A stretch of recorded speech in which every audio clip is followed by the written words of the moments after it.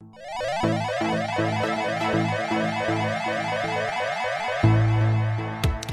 Barrett Edelstein here, your celeb expert and your Celeb Savant. Celeb Savant is a weekly entertainment show. We have long-form career retrospective type interviews with celebrities, singers, actors, and industry experts.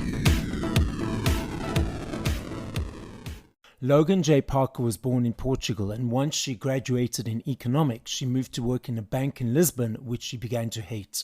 This led Logan to move to London in 2015 when she began to work on her own music, composing original songs. After meeting Viv Broughton, the CEO in the Premises Studios while recording her demo, things started happening and led to the release of her debut EP in September 2019. Logan is a star in the making, and her original songs come deep from her soulful heart. Up next on Celeb Savant, we've got Logan J Parker. Where do we find you in the world? What's happening in your life, and how are you doing? Hey, Barrett. Greetings all the way to beautiful South Africa. I want to visit you guys there. Definitely. So I've been doing music, I think, more seriously when I moved to the UK 7 years ago. So it's been interesting. I'm originally from Portugal, Lisbon. Okay. Very I've been there. I've beautiful been to Lisbon. Yes. Really? Did you enjoy the city? Yeah, lovely. It's just a little too hot for me. The humidity was a bit hectic. Oh, it's quite hot. Whereabouts in South Africa are you? I'm in Johannesburg. So we have a dry heat, not a humid heat. So that humidity, like you just step outside and it's just sweat. That I find, I can't deal with that. But because we've got a dry heat, it's not like on you all the time, if that makes sense. Doesn't make you tired. Yeah, it's true. I agree with you. Well, if you visit the Portuguese islands of Azores, which are absolutely beautiful, it's even worse. It's very humid. They're beautiful, but it's really hot. So I do love music. I have a degree in economics. I quit my job in a bank for music.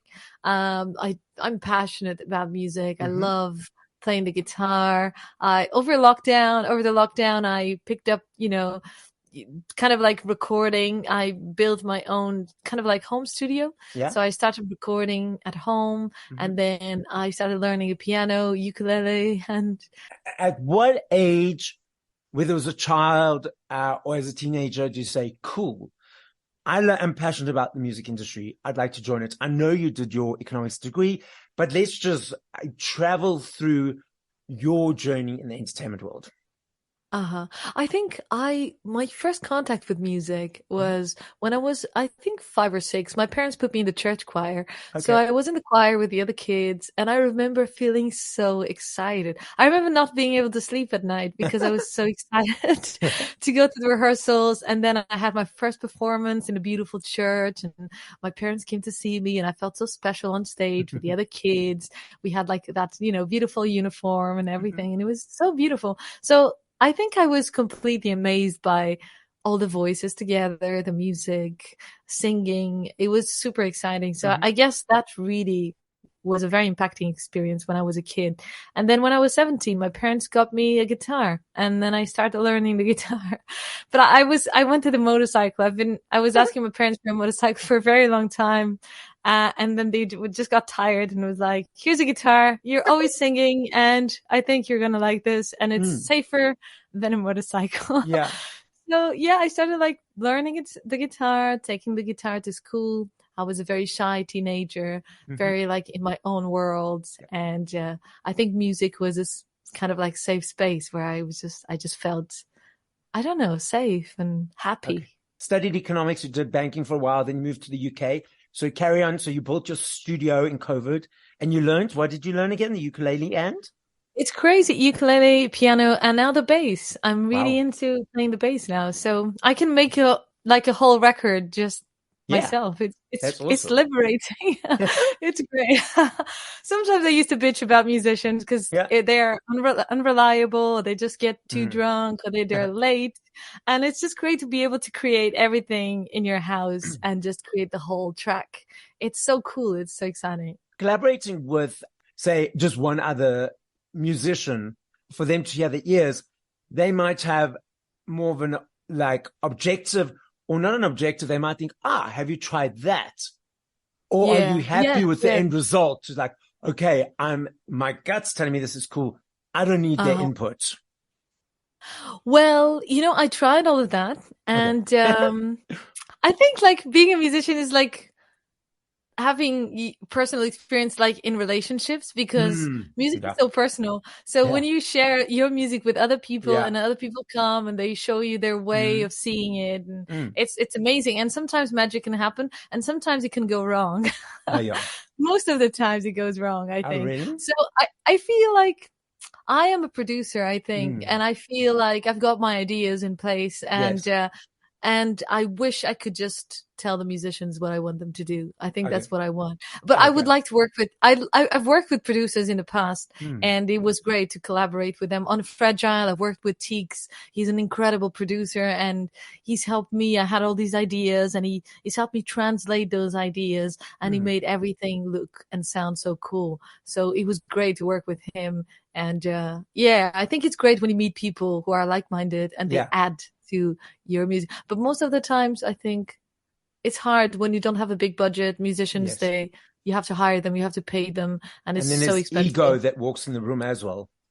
I'm Indeed, sure. especially for a woman. I agree that I've been playing with lots of like male musicians, Mm. and sometimes I get a bit fed up. I'm not saying anything against Mm. men, nothing at all, but I Yeah. feel like sometimes when you're a woman, you want to lead and you have very clear ideas of what you want to do, Okay. Yeah, and got it. men don't take that very well. They don't take that leadership from a Yeah. woman, especially in the music industry. So Yeah. I feel that really pisses me off sometimes. It's hard.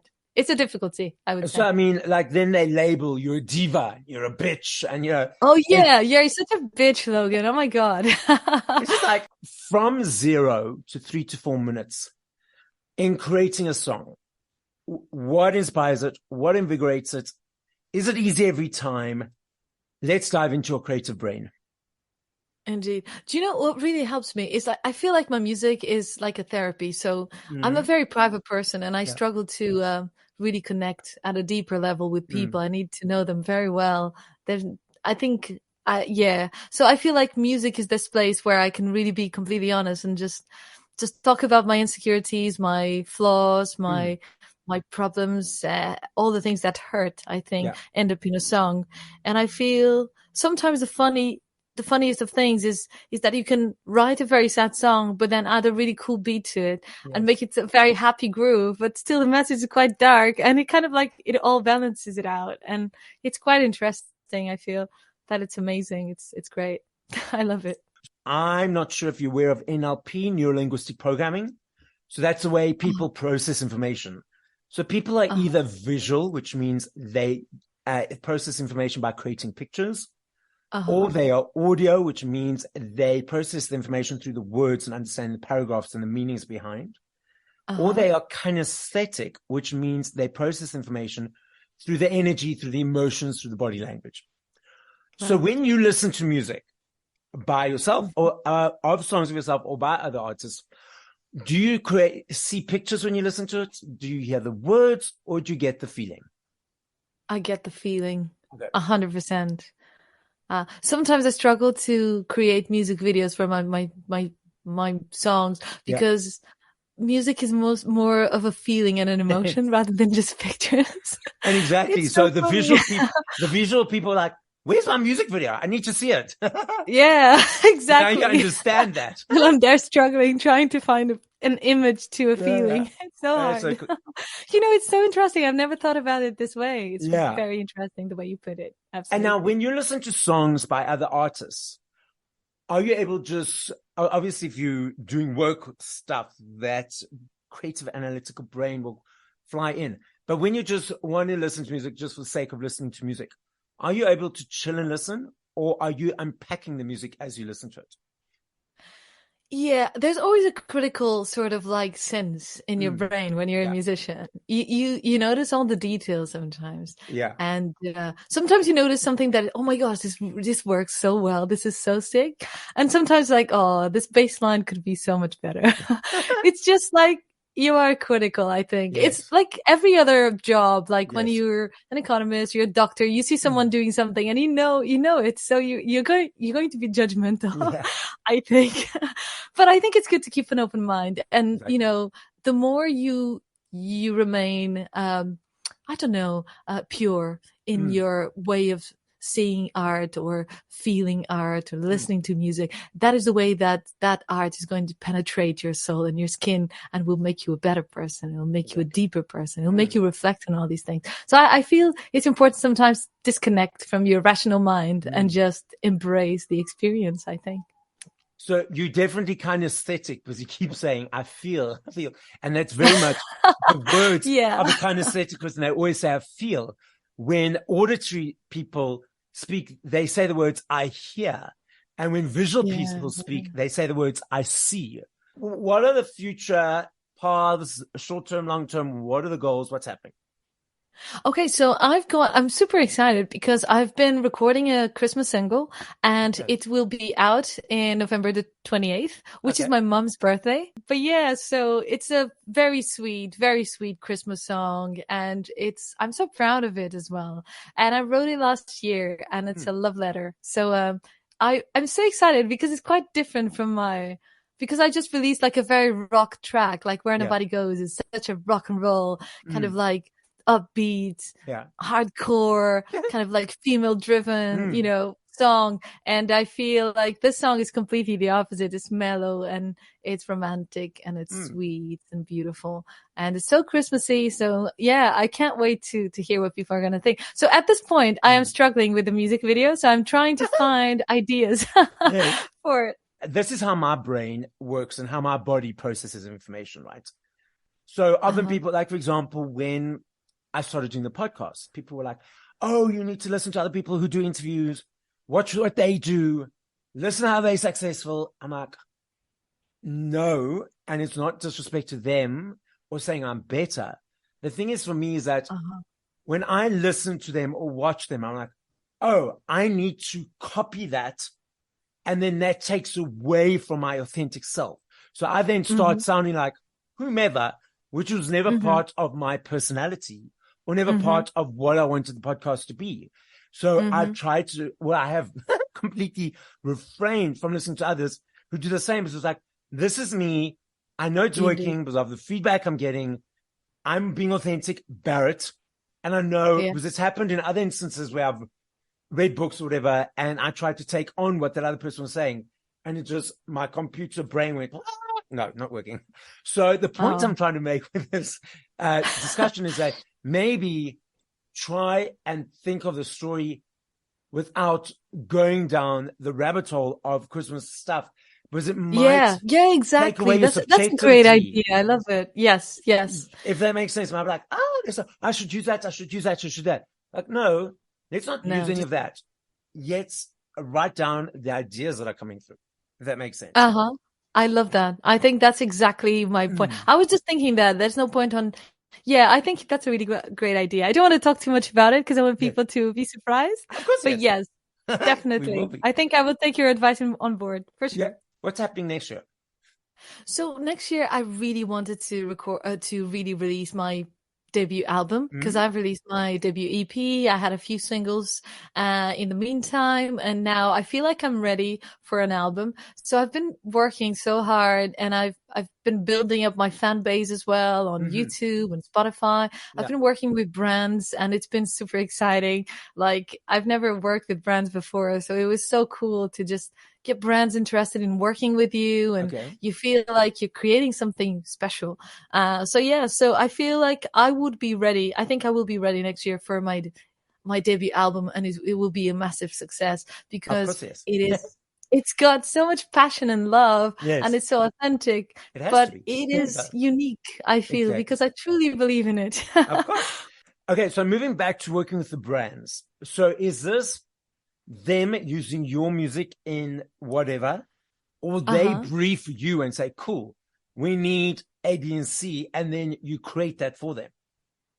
Do you know, I really would like that step. I would like to experience the second option because it's Okay. mostly the first. They use my Mm. music. They use so I'm endorsed by Vmoto, and they give me a motorcycle. Oh, And wow. then I wrote a You song got your about motorcycle. motorcycle.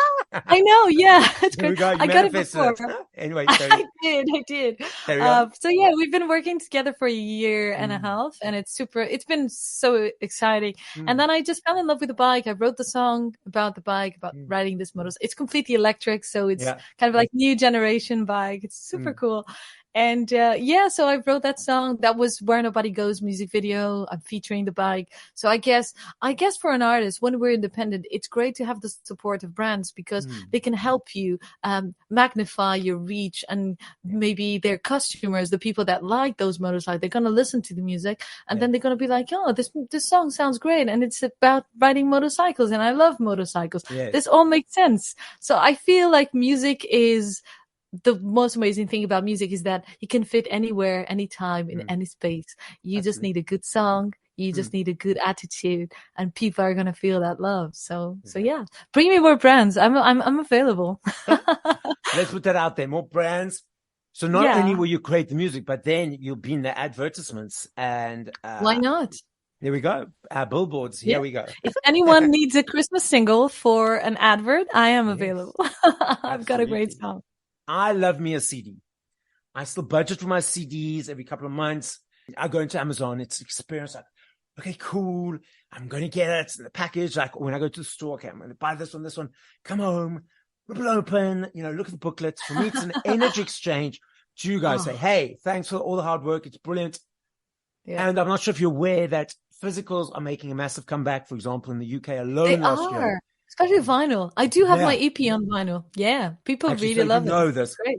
So what are your perceptions of physical versus digital? Do you have a preference for Yeah. each?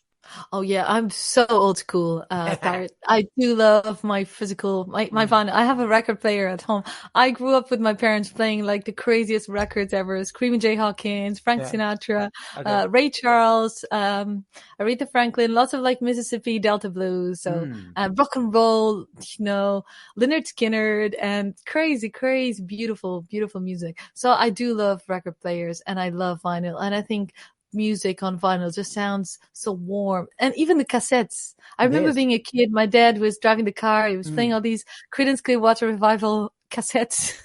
So And it was so much fun. cassettes bothered me because I was always worried they would get unraveled in the machine and you'd have this tape and then you try and wind it up and the song like that noise. So when CDs came out and also with records, they got scratched or vinyls, they got scratched so easily, even if That's you right. gently put them It's down. true. So in They're CDs, very because I'm delicate. very delicate, it's like I'm the only one who can touch them. They don't go Yeah. flying across the room like frisbees, like some people do. I've got Uh-huh. this like big CD case, so they're all locked in alphabetical order. So That's great. do understand that if I had to ask you this question in 2 days, 2 weeks, 2 years, I understand and I recognize that your answer will be different every single time. Mm-hmm. But if you had to push play to 5 songs by other artists, once we finish this conversation, what would those 5 songs be and by whom? Oh yeah. All right. So that's really great. Such a great question. You're amazing. I think it'd be Leonard Cohen, Dance Me to the End of Love. Okay. I think it'd be Amy Winehouse, Back to Black. Via con Dios, Don't Cry for Louie. Ray Charles. Which one? Georgia, I think. It's one of my favorites. Yeah. Or You Don't Know Me. I do love that song from Ray Charles. It's beautiful. Okay. I think there's one left. Yeah. I think something rock and roll. I would go with Creedence Clearwater Revival, Bad Moon Rising. What do you I enjoy love that. about performing live?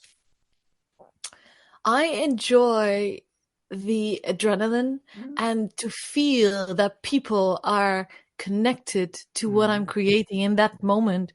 And that whole experience is completely unique and it won't repeat itself again. So we're all connected together in this beautiful experience and this beautiful journey.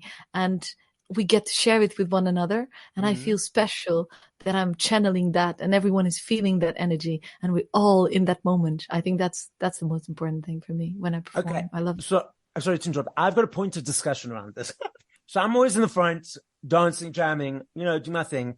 Couple of photos, couple of videos, and I put the phone away. I notice people around me are busy tweeting, posting, videoing, photos, trying to get the perfect shots. Understanding you're talking about connection and energy and being in the moment. From the receiving end on the stage, do you find the phones distract from that? Or do you just feel it's where society is at the moment? Sometimes, I live in London, and sometimes you walk into a venue and you hear music and you're like, what is this? This sounds so fucking cool. And then you just buy the ticket and you go and see the band. And in that moment, you get petrified. You're just like in that moment and you can't do anything. You just like connected to the music because it's so beautiful and so unique and mostly unexpected. So I would be the one that will forget about the phone and will just dive deep and enjoy. Yes. But I think the new generations, they're very dependent on the iPhones and technology, and it's kind of bad because they're not really, really absorbing and enjoying the moment and making memories, lasting memories, looking at that front lead singer or the sax player or whoever it is, and just not making a video, but just letting it in and just embracing that beautiful moment. So I feel like it would be great if we could teach this in school or wherever. That people could just like, for a moment, don't bring your phones onto the table. Let's just have a nice family meal. Or don't take this phone to the concert. You're going to go meet new people and just enjoy it like if it was the 60s or 70s, right? So I feel like maybe we will go and society will change because people are going to be like, this is actually not cool. Let's change things. Like CDs are coming back and vinyl is coming back. I think we like humans, we like to experiment. We like to always be one step ahead. But sometimes we have to come back to our home. We have to come back to our true selves. We have to come back to our nature. And I feel we always do. So it's just a matter of time. It's actually interesting, though, if you think about many of the people, they are fleeting through life instead of actually being in life. You see so many people, families at lunch, 4 or 5 people of them, none of them are talking. They're just sitting on their phones. So there's this disengagement from reality in real life and going into a digital reality, which is not real because most of it is filtered in any case. It's true. Because I feel like we all need this human touch. We all need to chat. We all need to look into each other's eyes and just to feel that connection. And I feel phones, they don't really do that. We're getting very philosophical here. We are. I do believe that a lot of people are too scared to go there, to feel, to look in the eyes, to discuss what needs to happen. So they use this as a crutch and an avoidance. It's a new way of avoiding, You're completely right. Yeah. Spot on, really. I feel this is it. Like, people are scared of confront. They are scared to face their own feelings. That's why they need music, because they need some honesty. They need some people who are able to just rip up their hearts on stage and bleed, and they were like, oh yeah, I've been there. I know what you're talking about. So I feel like we do this. I think that's why musicians are so important in society. Yes, real musicians. Real ones. Yes. I don't think there's such a thing as a fake musician. I think sometimes people sell their souls for money and they end up going down a route that it was not meant for them, and they end up not really truly loving it. I'm talking more about robots and AI. Oh yeah, absolutely. Oh yeah, no, that's a different rabbit hole. AI. I know, it's quite boring actually. It's boring, and it's not gonna do anything for us. So I think we will always go back to those records and just played by real people and with real messages and real emotions. We have to stand for our rights. We have to be brave enough to go through the struggle and confront people with like, this is not okay. We need to change this. Yeah. And it's very hard, but it's worth it, I would say. Yeah. I'm a fighter, so I would always stand for freedom and equality and people being kind to one another. Yeah. No disrespect to anyone in the audience. I find that humans are so stupid, because how many thousands of years have we been around, and yet we are still murdering and killing each other because, oh, that person does this differently. Yeah, we're going through horrible situations like the war in Ukraine and now in Israel. Yep. It's just so sad. It's horrible. But looking back into our history, there was always war. There was always comfort. There were always people being horrible. There were always people killing. And sad. I think it's sad to realize that nothing will change. Nothing seems to be changing. Yeah. We won't be able to change. It's our human nature. The man's greed is incomparable and it will never stop. It will never end. I feel like maybe if the world was ran by women, we have the instinct to care and to protect and to grow and to nurture. And I feel the world will be a much warmer place. No criticism against men, but I feel men are mercurial creatures. They always seek more. They're fighters. They want the fight. They want that adrenaline. And women, they want peace. They want love. They want family. Exactly. And I feel we need more female leaders in the world. And I think we will have a better planet. Exactly. So leading to a positive roundup, the podcast is listened to throughout the world. So as your final message to the listening audience, what would you like to say? I would like to say that life is so short. We don't know what's going to happen tomorrow. We should enjoy every single moment. We should enjoy every single second of anyone that we meet in our lives, good or bad. Yeah. And we should learn. We should keep our minds open and not be critical in the sense of being closed-minded and not really embracing each one's amazing individuality and all the story. Each one of us, we're such an amazing creation. Yeah. Each one of us, we have such a great story. Yeah. We should learn with each other, support each other, rather than just compete with each other in a bad way or be evil to one another. So I'm for peace and actually enjoying this voyage, enjoying this journey because it is special. We're here. We have to enjoy it.